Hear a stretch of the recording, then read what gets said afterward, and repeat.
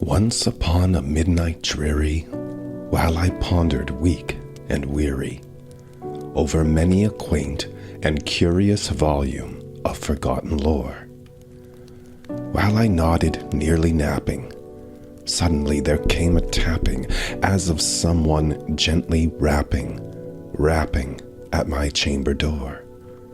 "'Tis some visitor," I muttered, tapping at my chamber door, only this and nothing more.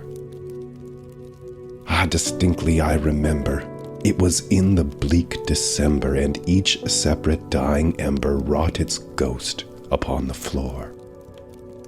Eagerly I wished the morrow, vainly I had sought to borrow from my book surcease of sorrow for the lost Lenore, for the rare and radiant maiden whom the angels name Lenore, nameless here forevermore.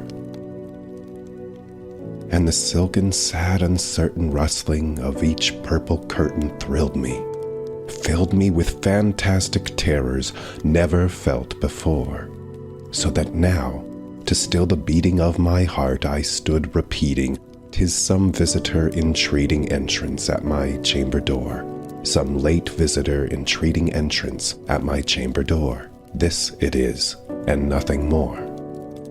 Presently my soul grew stronger, hesitating then no longer. "Sir," I said, "or Madam, truly your forgiveness I implore.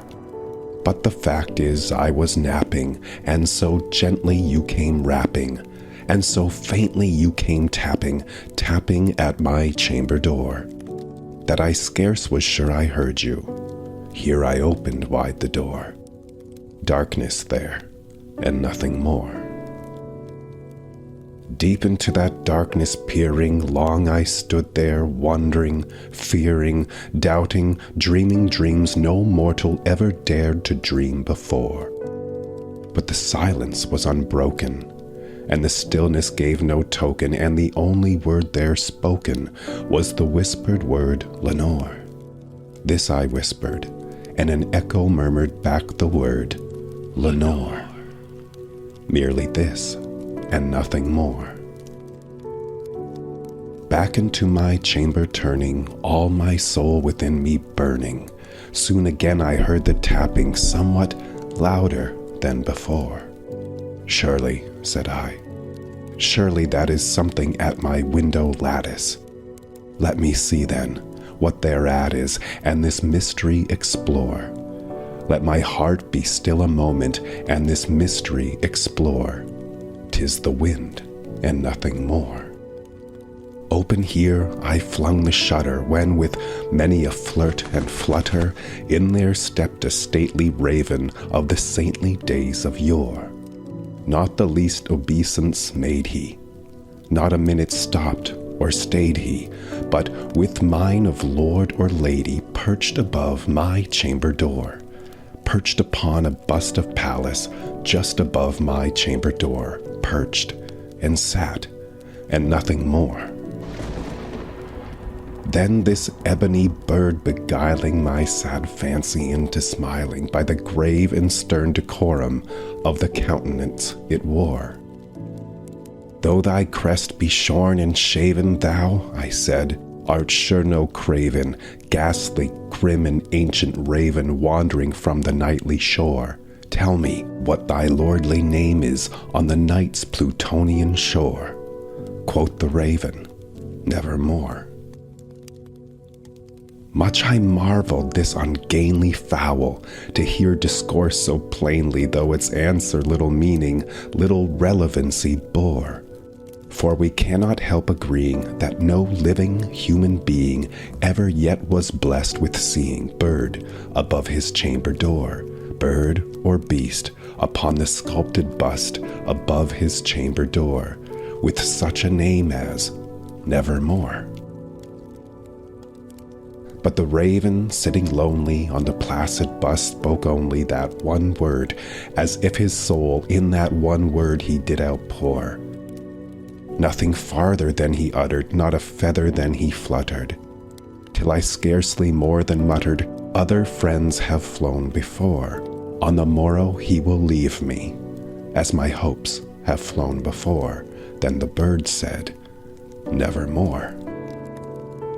Startled at the stillness broken by reply so aptly spoken, doubtless, said I, what it utters is its only stock and store, caught from some unhappy master whom unmerciful disaster followed fast, and followed faster till his songs one burden bore, till the dirges of his hope that melancholy burden bore, of never, nevermore.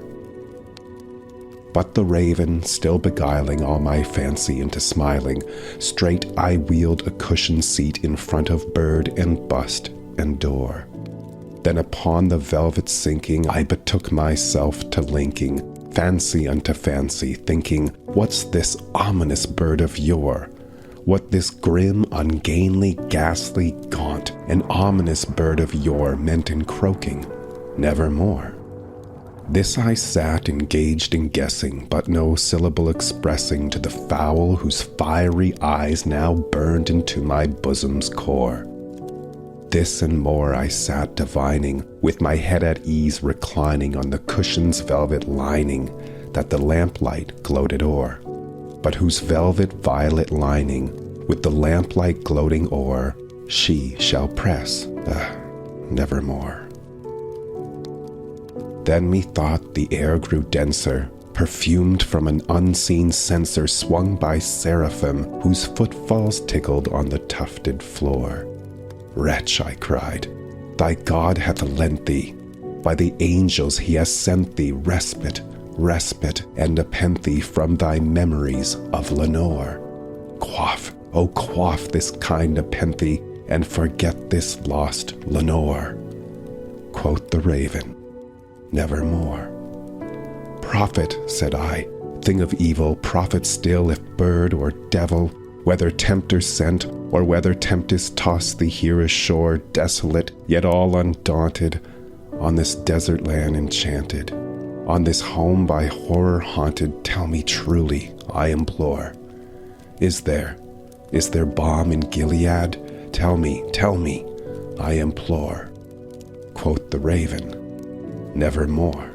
Prophet, said I, thing of evil, prophet still if bird or devil, by the heaven that bends above us, by that God we both adore, tell this soul with sorrow laden within the distant Aidenn, it shall clasp a sainted maiden whom the angels name Lenore, clasp a rare and radiant maiden whom the angels name Lenore. And quoth the raven, nevermore.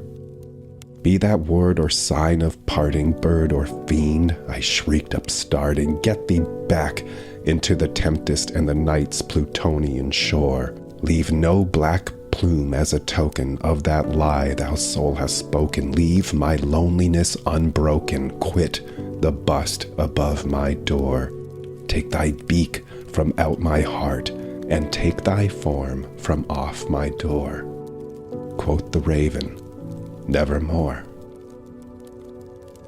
And the raven, never flitting, still is sitting on the pallid bust of Pallas just above my chamber door. And his eyes have all the seeming of a demon's that is dreaming, and the lamplight o'er him streaming throws his shadow on the floor. And my soul from out that shadow that lies floating on the floor shall be lifted nevermore.